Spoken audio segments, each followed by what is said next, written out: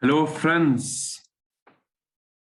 We're blessed today because today is one of these twice a year. There's a time changes, and the US and Canada and other countries do not change the time exactly at Palestine. So I thank you, Geneva, for sending an email and saying, is everything okay today? So we got a chance actually to mingle and to talk and to chat and to argue and to debate. So we used the time very fruitfully in the past 45 minutes. Greetings from Palestine, from Jerusalem. Today, Israel has elections.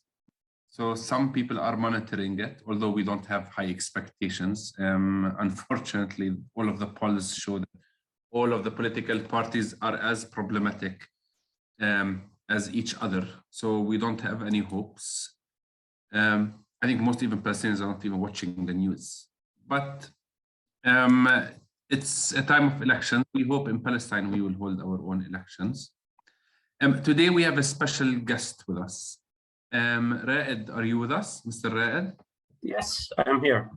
Yes, so Raed is from Nablus. I have to confess, my parents, my father's side of the family were from Jerusalem. My mother's side of the family is from Nablus.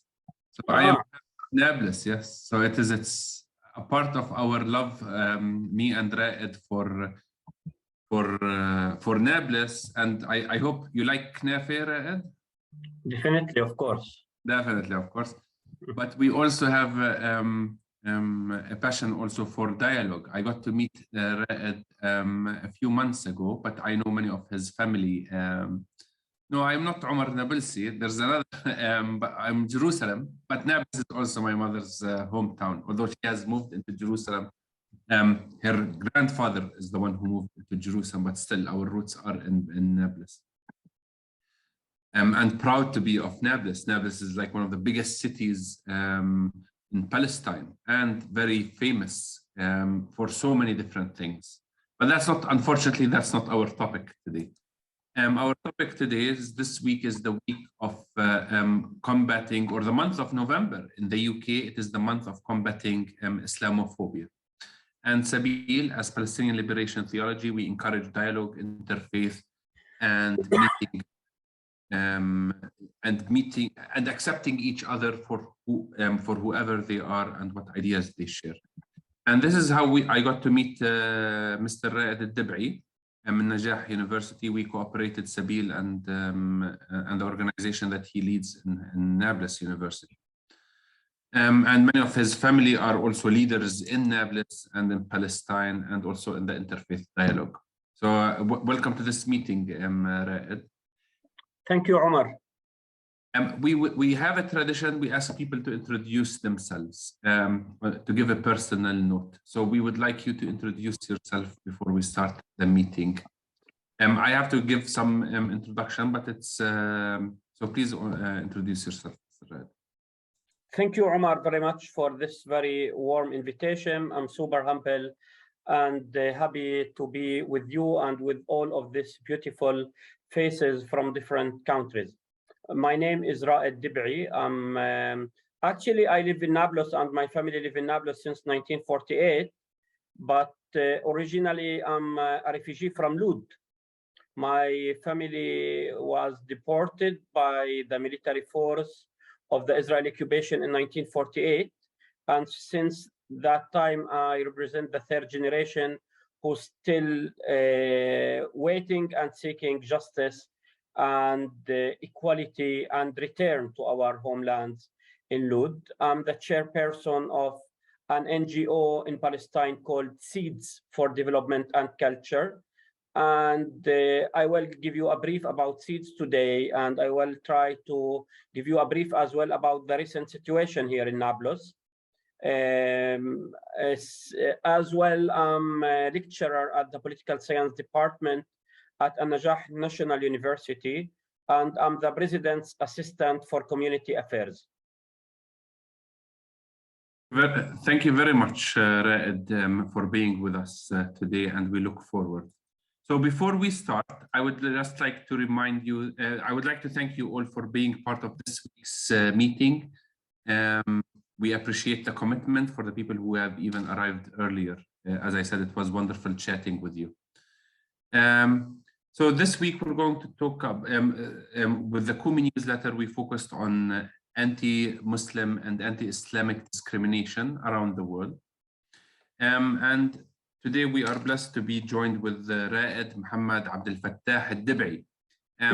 We'll be sharing some of the information of Raed in the chat. But before we start, I'd like to remind you that this session is being recorded and you can watch it also on Facebook.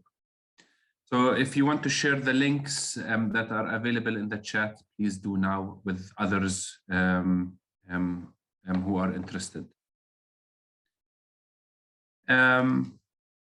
So Raed, the floor is yours. I think it's you have access to share. You have a PowerPoint presentation. Yes. Okay, so could we try? It's working. Let me try. But before we start, we are very much interested with what's happening in Nablus. So please make sure that we have enough time to also to update the people on the developments in Nablus. You are still under siege in Nablus, correct? Yes, definitely. It is the third week, and Nablus is still under the military siege. When we speak about siege in Nablus, it means that we're speaking about more than 35,000 university students are unable to reach their university. We're speaking about tens of thousands of students whom are not allowed to reach their schools. We're speaking about many cases that unfortunately are unable to reach the medical centers in Nablus. It is not just a military siege, but Nablus under daily military invasion by the occupation. At Al-Najah National University, we started a campaign called Besiege Your Siege. It was a message of determination that the right of education, the right of movement should be respected, and this right is a human right.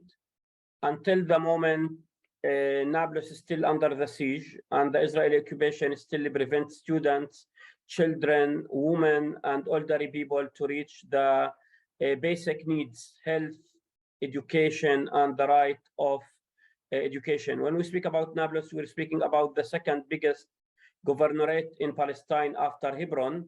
So we're speaking about almost 500,000 of inhabitants living under the full Israeli siege. Last week, almost midnight, the Israeli invaded the city and they killed 5 young citizens. 4 of them were unwanted, not wanted to the Israelis. Just one of them was wanted, and they killed another 4 in the streets, and they injured many other people. One of these stories I just heard today, by the way, a friend of mine, he was with his wife and with his children he was on his way home when the Israeli shot him in his left eye. And he told me today that now he has a really the post-accident trauma, and he still believes that he died.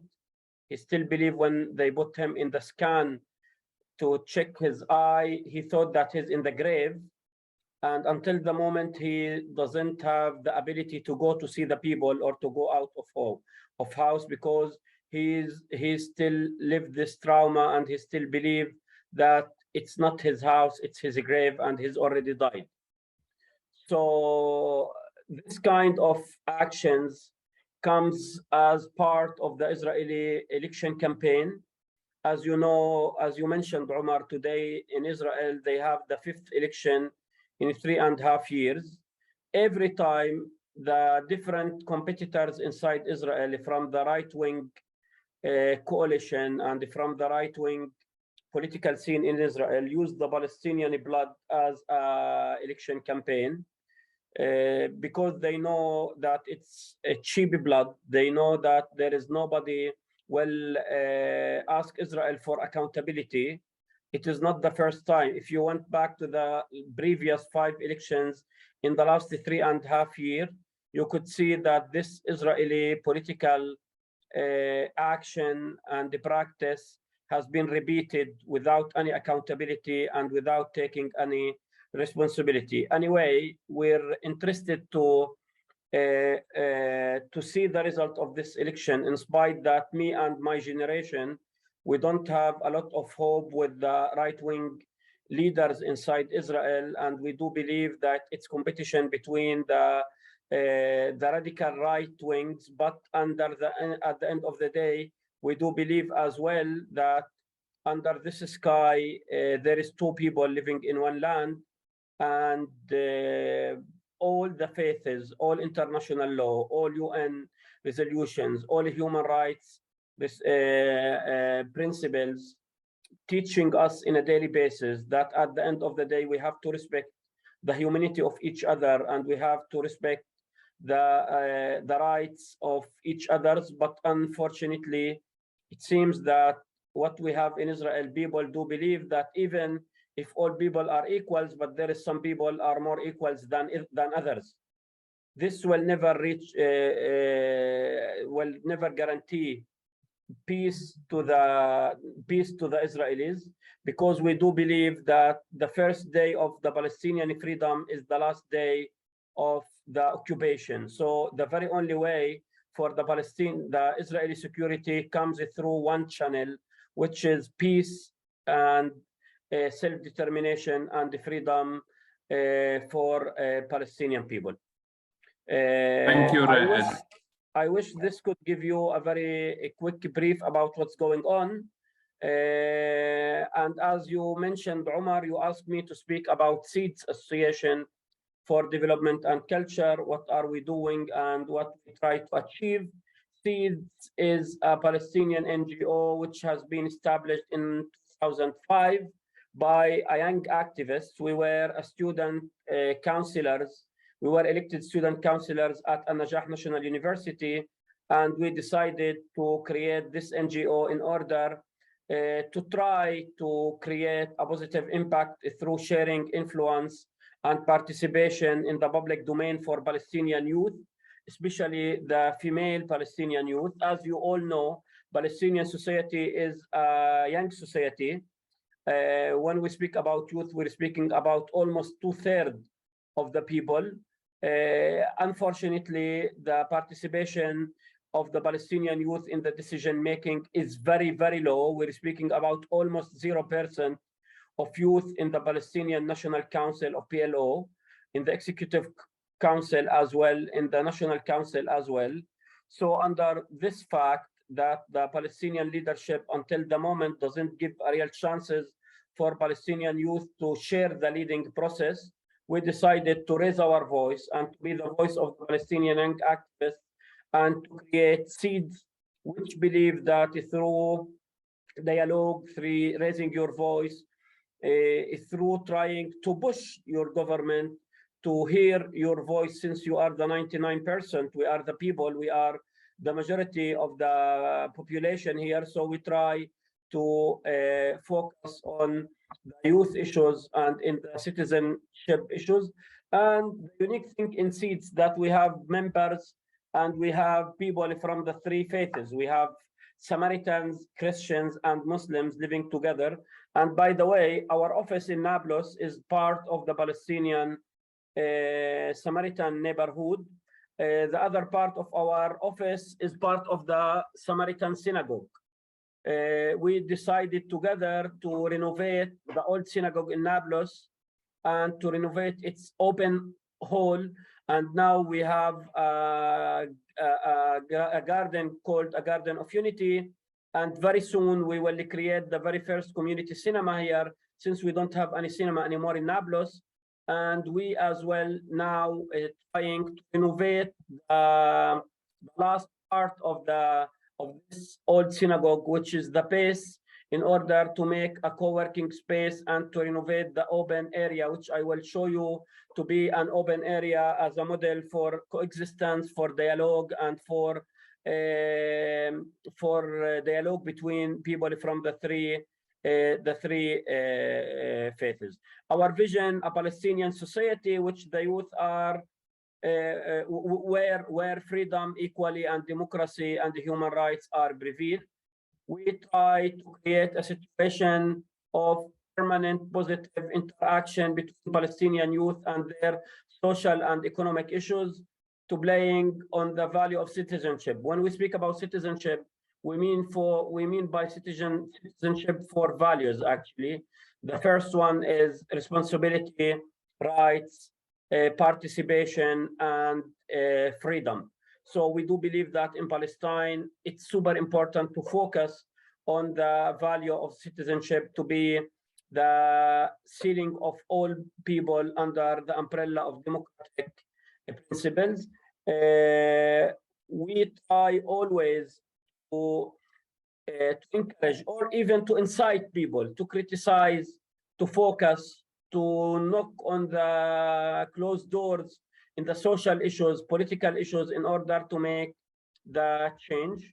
What we're doing at SEEDS, meetings and conferences, as you can see, we're trying to host sometimes politicians, international people, to focus with them on the recent situation in Palestine. In this photo, you could see the permanent envoy of EU for Palestine, Evin Injir, and the current Prime Minister, Dr. Mohamad. We organized a Zoom meeting about the recent situation in Palestine. As you could see here, a meeting about the Israeli annexation plan at Nablus Municipal Public Library, with participations of ambassadors of several European countries.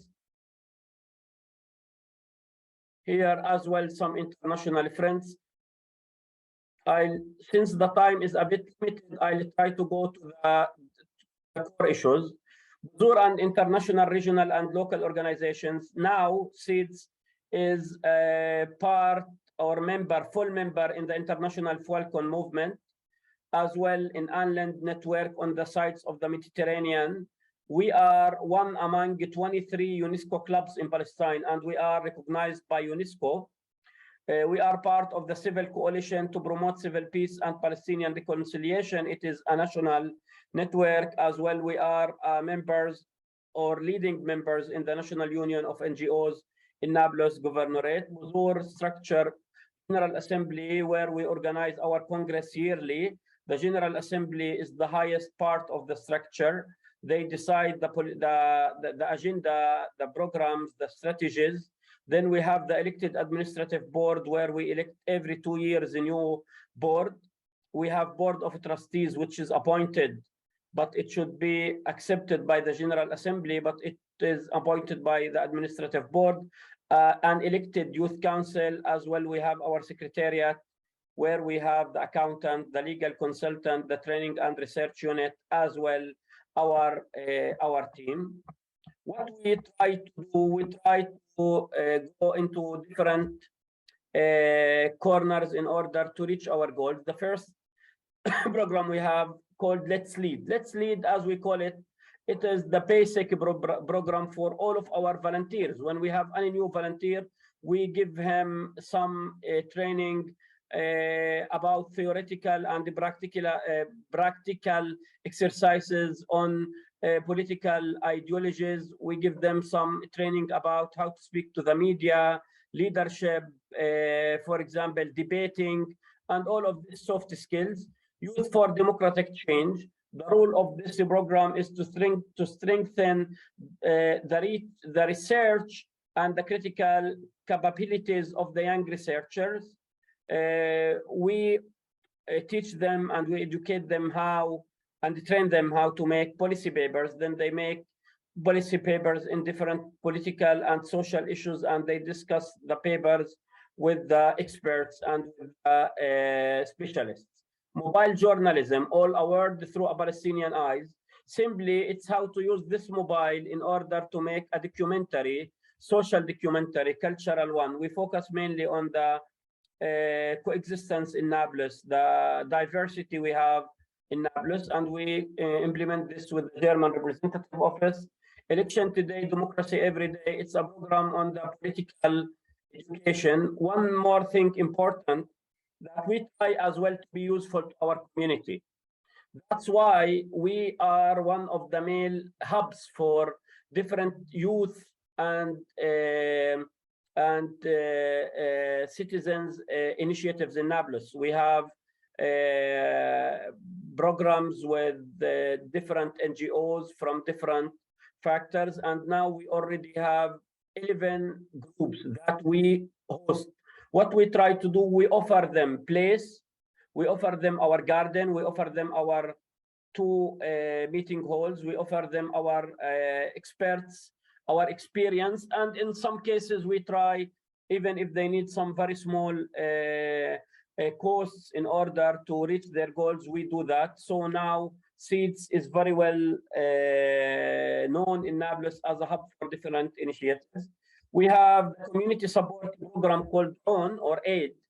What we try to do is to reach the needed people, the least opportunity people. During Corona, we succeeded to contribute, for example, as you see, parcels, PPEs, personal protection equipment for more than 700 volunteers from all over West Bank, including East Jerusalem. The Garden of Unity, this is something to be interesting for you, because you know Nablus is one of the oldest cities in Nablus. In Palestine, we're speaking about more than 5,600 years in the history. So the roots in Nablus is very long in the history, and Nablus is very famous with its churches, synagogues, and mosques, which live together since thousands of years. That's why we decided to establish and renovate the open garden of the synagogue in order to create a community space where we could provide a space for cultural work in the city of Nablus, enhancing the culture of coexistence in Nablus Governorate, as well to offer a place for women, for youth people, discuss their issues without any limitation. So as you can see, this is the pictures of the garden of here is the synagogue, by the way. This is the building. This is the open area. As you can see, it was isolated because the Samaritans left the city and they lived now in a special neighborhood in Jarzim mountain, which is the holy mountain for them. So it was like this because they didn't use it since 1996. So we succeeded to innovate it, as you see, during the process. And today we have this very beautiful area with the cinema as part of it. One more thing could be interesting for you, Bridges Initiative for Coexistence. As I mentioned, the history of Nablus traces into origins back more than 500, 600 years. Also weaves a model of coexistence for the 3 religions here in Nablus. So in cooperation with Holy Book organization, in cooperation with the Samaritan, there is an NGO called the Samaritan Legend. So in cooperation with these 2 organizations, we created Bridge. It's an initiative where we meet regularly. We discuss cultural, social, political, and economic issues. Sometimes we focus on the shared principles, and we try always to keep the dialogue and the cooperation and the voluntary spirit among the 3 religions. As you can see here, even when we invited a Jewish community called Naturi Karta to our garden, here we had about Zionist Christian groups. We had some Michel Sabah here. We organized iftar in Ramadan for people from the 3 faiths. And we try to keep this weekly or monthly activities as much as we can because it is super important. What else we have? Budur has a research and studies unit. And now we already have a new place in the basement of the synagogue. And we decided to make a research and studies unit as well, a co-working space in order to to guarantee that even the less opportunity people can come, can use technology, and can be creative. Solidarity House, this is something could be interesting for some of you if you were interested to come to live in Nablus or to make internship or to visit Nablus. We have a flat for our international guests. We have a cinema or films documentaries in Nablus where we present or show one movie every 2 weeks, and we discuss the movie between different players. As well, we have International Political Forum. It is a yearly forum where we cooperate with political science department at An-Najah National University, and we focus on the most recent issues. For example, during Trump's era, we focused on the annexation plan. Later on, we focused on Biden administration and its influence on the Palestinian-Israeli conflict. This year, we could focus on the youth and the new wave of resistance we have. So every year we change the topic, but we keep the idea of the project.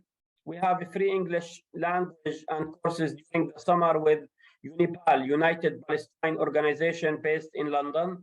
They send to us yearly international volunteers, and we open our doors and our organizations for our international, for our local children, especially from the old state of Nablus. We adopt all of the sustainable development goals, but we focus more about some issues: good health, for example, equality, education, gender equality, partnership, peace, justice. That's in general what are we doing. Here is some of our international guests, as you can see in the here, from Ireland, from Sweden, from Germany, from Britain, from US. Here the interfaith dialogue, where we try as much as we can to bring people together. Here are some of our voluntary activities for orphan, for older people in the less opportunity neighborhoods, seminars and roundtables, as you can see, conferences and workshops. Here it was about Pink October. Here it was about violence against women. Our partners, and you can see we have a wide range of partners from different countries. Again, I would like to say that I'm very proud in this relation with As-Sabil. I'm very proud with our voluntary work. Maybe we cannot change the world, but at least we try to change it. Because if everybody do what he should do, then this world will be different. I'm very open to listen to any kind of questions you want about seeds or even about the political situation in Nablus. Thank you very much, Raed, for the amazing work that you are doing. I mean, Nablus is a city where Christians, Muslims, and Samaritans live together. It's unique in the Middle East and in Palestine too. But I mean, although there's a Christian presence, a small Christian presence, and a small Samaritan presence, the majority of Nablus is Muslim. And how do you feel that the younger generations in Nablus today, how do they see the person from the different religion? Well, generally, we don't ask the question, what is your religion in Nablus? And by the way, I have a lot of friends. I discovered that they were Christians or they were Samaritans just during the feasts, during the Christmas, or during Sukkot for Samaritans. We do Nablus. We born in Nablus since like thousands of years, people living together. And by the way, I'll tell you a story. In the very first day of the occupation, Omar, when Israel occupied Nablus in 1967, the new general who was responsible about Nablus, he asked the rabbi of the Samaritans, the high rabbi, And he asked him one question. He said, how do Nabulsic people do with you as Samaritans? So the answer was strange but amazing. He said, they deal with us as the chicken deal with its babies. So means that they're giving all the care about Samaritans. But unfortunately, and to be very frank, Omar, we are very concerned about the shrinking of the numbers of Christians in Nablus. Now we're speaking about almost 500 Christians. Yani when you know that the number of the inhabitants of Nablus are almost 450,000, so it is very little number. In spite the fact that I never looked to the diversity according to numbers, but we have to admit that the Israeli occupation led to the shrinking the number of Christians in Nablus and in all of Palestine. The second thing, which is more important and more concerning for us, that since the Samaritans went to the top of the mountain, and when the Israelis decided to grant them Israeli passports in 1996, Israel started to target the Palestinian identity of the new Palestinian Samaritans. For example, they tell them, okay, you have a health insurance. If you need to use it, you should go to the closest medical center, which is inside settlement. Or for example, today, I was at the Samaritan neighborhood today, by the way. The Israelis didn't create election ballot or election station there. So they told them, if you want to vote, you go to the closest station, which is inside the settlement. So they want to force them to interact and to normalize with the illegal settlers. And if you know that the unemployment rates in Nablus is super high, we're speaking about something like 42% for young people between 20 to 29. So you could imagine that when the settlements open for the Samaritans with the Israeli minimum wages, which is minimum 3 times ahead of the Palestinian minimum wages. So of course, this kind of things influence not the relation, but the identity of the 3 religions. That's why we always focus on citizenship, focus on dialogue, focus on bringing Samaritans to the city in order to understand that at the end of the day, we all Palestinians, we all citizens, and we should always be equal, and equality should be the top priority for all officials in Nablus. So I could tell you that we live as the brothers and sisters, but of course there is a negative impact because of the occupation on the relation between the 3 faiths in Nablus. Thank you, Raed. Raed, we have a question. I mean, you work in Area A in Nablus under the control of the Palestinian Authority. Yes. Do you face any problems, or do you face support from the Palestinian Authority for the kind of work that you are doing? From PA, we have the full support from PA. And in all of our activities, they come, they try to support. They try to support by slogans, by the way, not by they did not support us financially. But we feel that there is a free and enough space for freedom in A area to practice our dialogue between the 3 faiths. Najah University has a religious section to teach Islamic studies. Yes, it's called Sharia School. Yes. How many students go to this? Look, I don't have specific numbers, but I think we have, I think less than 1,000. Less than 1,000 students, which is a big number. I mean, 1,000. A big number, of course. But by the way, as you know, Omar, it's part of our cooperation as well. And Najah, at a Sharia or the religion faculty, we have this center for coexistence and for dialogue between the different faiths. And it is super important because Najah is the biggest university, and to be part or to lead such initiative is important because it can influence and it can impact people positively. Because if we have Islamophobia, which is a big problem in Europe as well, there is a lot of Muslims who need to understand the real message of the religions in the different faiths, even in the Islam, because Islamophobia is a problem, and the misinterpretation of Islam by Muslims is another problem, Omar. I agree. Every religion has its own fundamentalists and its extremists, but also,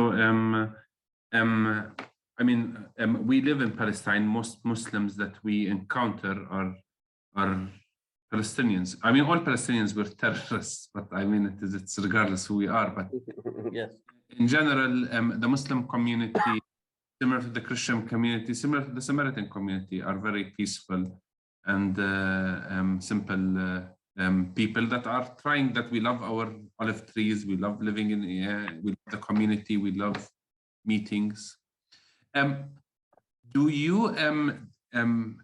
I mean, it's unfortunately, Islamophobia is a big problem. Many people today are afraid of Islam, especially with how we see in many countries. In Europe, politicians, they use language that is anti-Muslim. What is your advice for people living in the West? How can they learn about Islam and the peace inside Islam? That's a very good question, actually. First of all, of course, in every religion there is extremists and there is what it's called in English, fundamentalists. Yes, fundamentalists. They use the Islamophobia, or they use phobia from Judaism, or they use phobia from others in order to create or to empower or to get more political powers.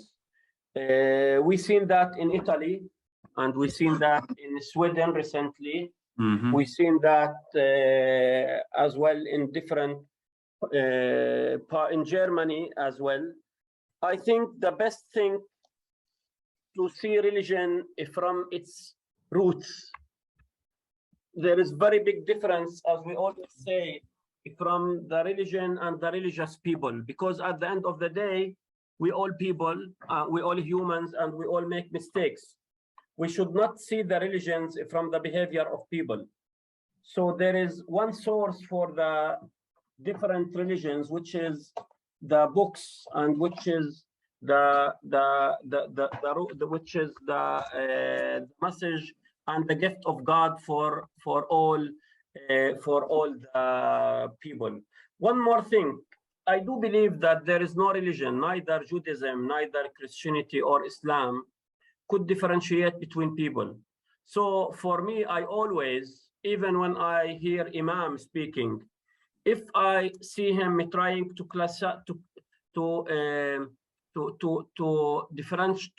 differentiate between people according to classes, I always see in my heart, this is not Islam, or this is not Christianity, or this is not Judaism, because all the faiths believe that people are equal and people have dignity, and human dignity should be respected.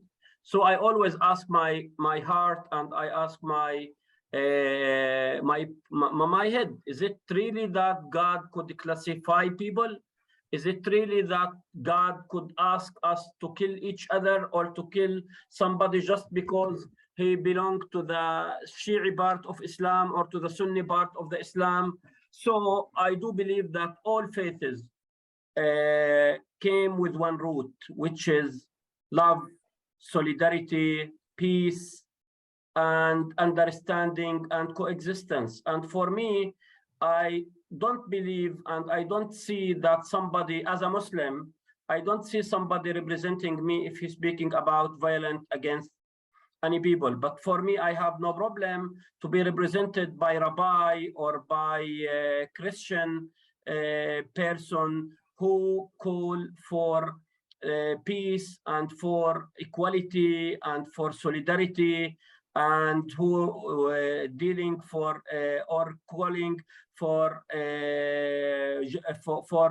human dignity, because at the end of the day, we should believe that we all humans, and we are not gods to classify people. God will decide at the end of the day who's right and who's wrong. But as people, we should deal as equal, and we should deal as humans.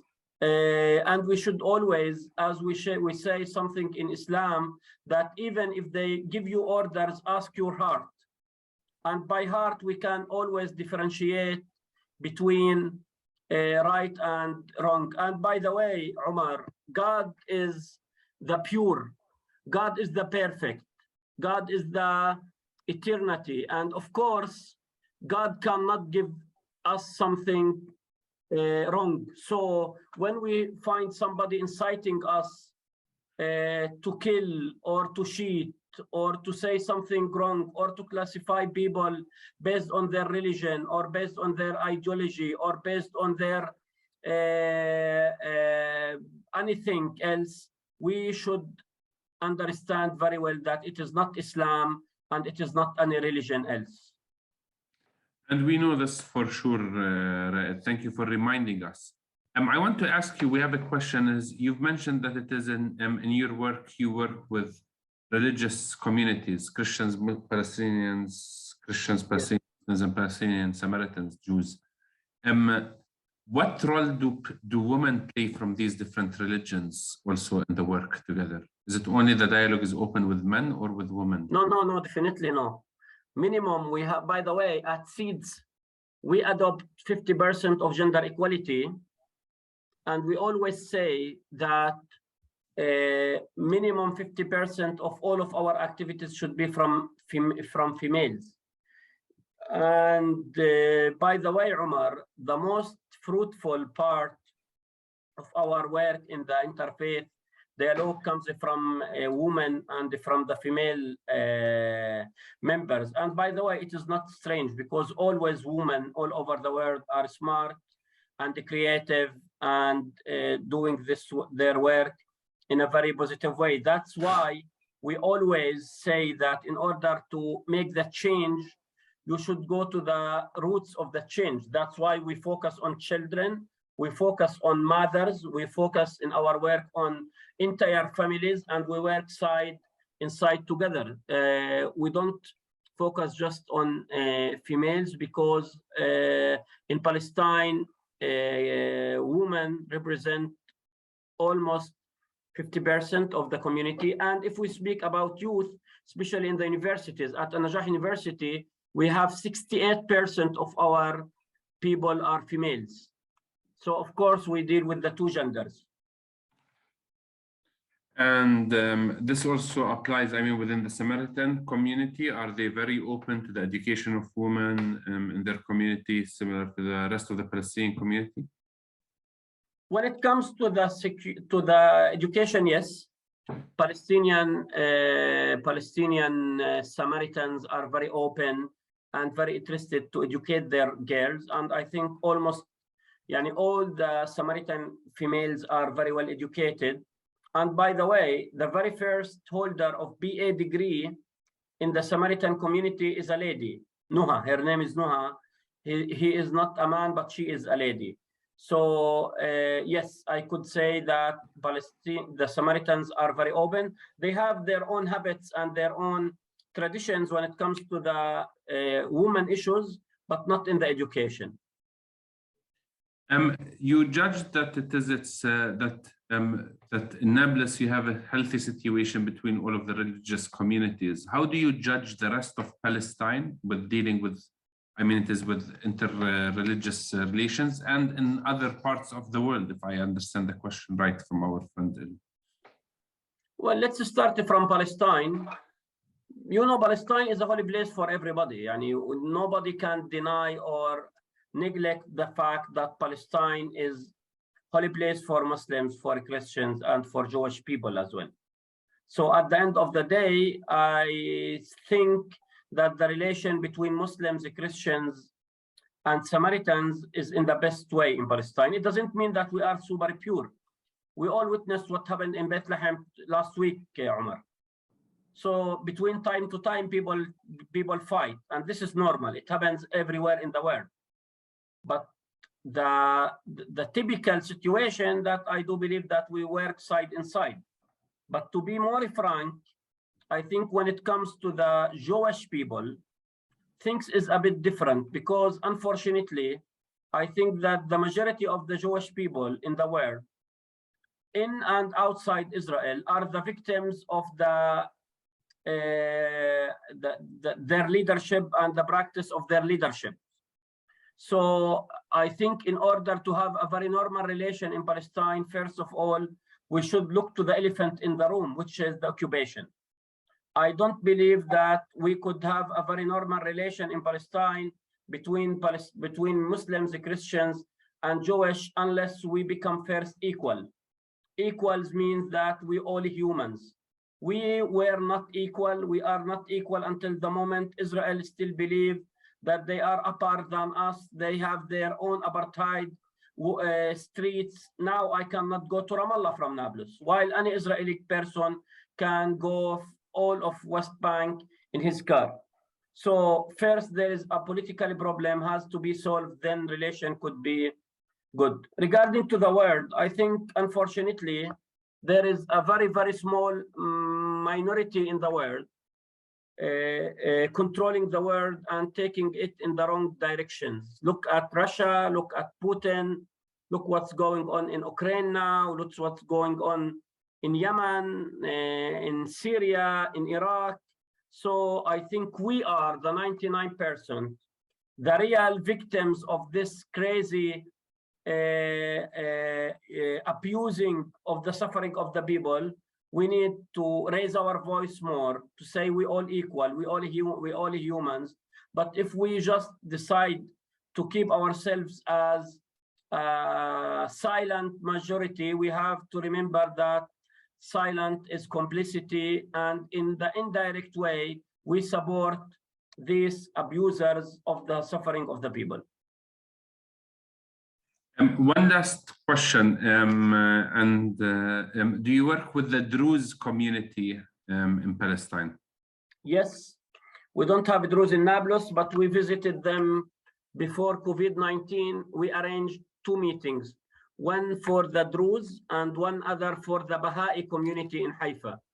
We are very open, and we do believe that at the end of the day, if you are a Buddhist, if you are a Christian, if you are a Druze, if you are an unbeliever as well, we should understand that at the end of the day, there is the biggest value that we all share, that we all humans. Thank you very much, Raed. We fully agree with you. We're proud to be your partners and to work together. And we were scheduled to go to Nablus to hold another meeting. We're developing an action plan to work on Palestine together with other church leaders and Muslim leaders in Palestine. Yalla, just make it. We're waiting for you. By the way, we have to put an end to the siege, Raed. It's unless you make it. Break the siege and come. We need to make it. Try to break the siege. That's why we still have the normal education. Omar, our friends here from where? Oh, we have people from US, Canada, UK, Germany, France, I see, Holland. So we have a number of people attending the country. We will also send the recording to another group of our list.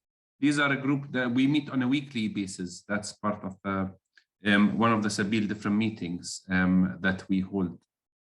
Thank you very much, Omar. But I just want to, before you thank me, and I know that you're going to go and teach a class now at the university, I just want to say that it's very important when we usually, when people speak about interfaith and they speak about Islam and Islamophobia, they usually focus on specific groups, while the majority, and there are extremists in every religion, and we know this, but the majority of the people are people who want to live together, who believe in the beauty of the other and are not afraid to engage the other. And Raed, you are a leader since the time that you were at the university, in the student council. You are in the Palestinian Society, and you're doing inspiring work, bringing people together. Thank you. Christians, Jews, Samaritans, everybody from different places. Thank you, Raed. Thank you all for being with us. And pray for Nablus so that the siege is lifted, and pray for the steadfastness of the amazing people of Nablus who are against all odds are doing amazing work. One day we will be free. We're already free. And I think maybe this time the Intifada started in Nablus. Amazing work. Thank you. Thank you, Omar. Thank you very much. Thank you. Thank you. Thank you all. Thank you, Raed. Thank you. Take care.